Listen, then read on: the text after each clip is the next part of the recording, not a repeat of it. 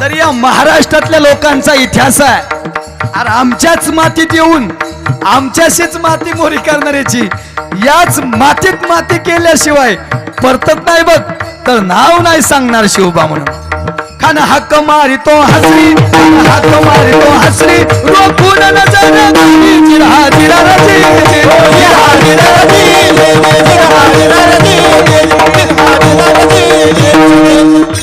राजा छत्रपती शिवाजी महाराजांना खानाला आलिंगन दिलं आणि खानानं दगा केला.